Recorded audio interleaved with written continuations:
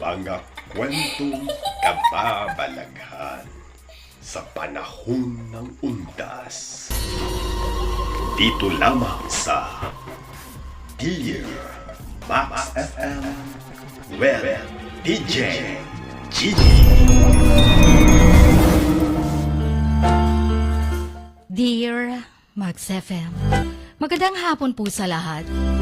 Ako muli ay magpaparamdam sa inyo. At itong kwentong ito ay isa sa hindi ko malilimutang pangyayari sa high school life ko.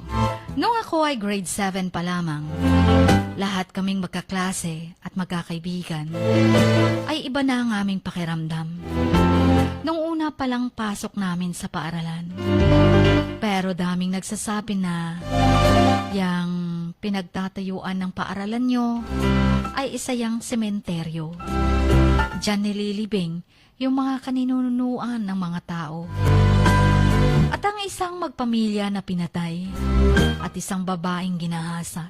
Hindi naman kami naniwala dahil wala namang nangyari. Hanggang grade 9 na kami, noong panahong yun ay katatapos lang ng undas. 1 week ang nakalipas sa araw na yun na hindi inaasahan ng buong campus, mga students and teachers, na ang daming sinapian sa isang araw lamang. Nag-umpisa yun sa isang estudyanteng babae sa grade 7. Sa dating room ng kaibigan ko ang room nila. Yung estudyante na yon ay tinutulungan ng SSG officer para hindi makapanakit. Hanggang ito ay naging malakas na siya. Naging boses lalaki na siya.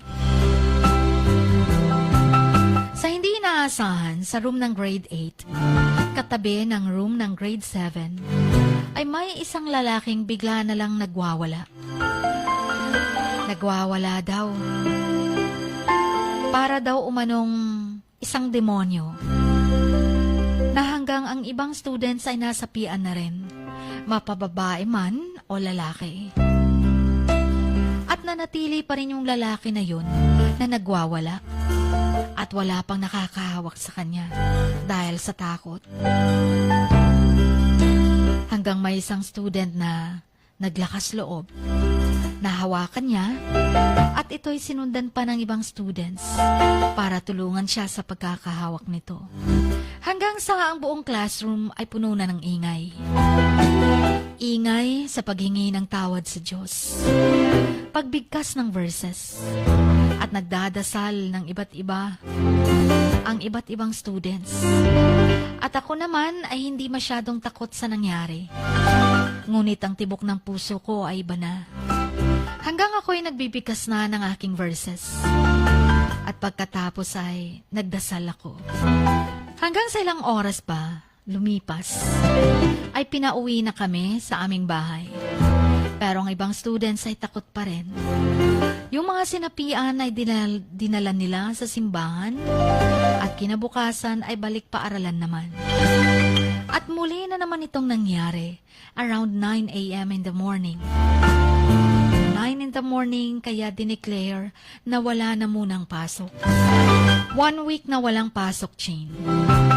Bahay lang ako lagi, nagbabasa ng Bible. Hindi ako masyadong nagbabasa noon ng Bible. Pero that time na wala kaming pasok, ako ay nagbabasa na lamang at katabi ko pa sa pagtulog ang Bible. Dahil sa umanong nangyari sa araw na yon.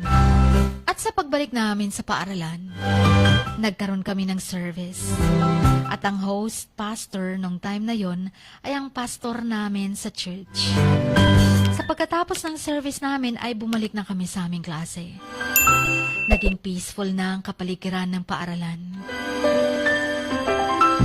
And until now, hindi na sila nagambala. At hindi na rin sila nangambala pa ng mga estudyante. Sa pangyayaring yun, may napulot din akong aral.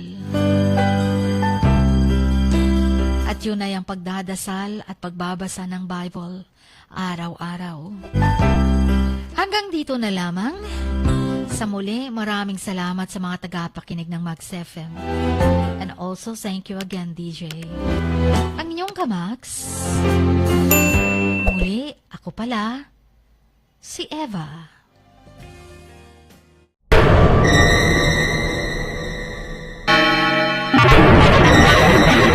Knock, knock. Who's there? You're a nightmare.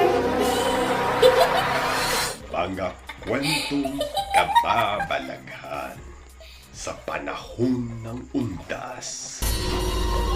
Dito lamang sa Dear Max FM with DJ Gigi. I've been watching you. I know what you've been doing. Max News FM. You will be afraid. To the max.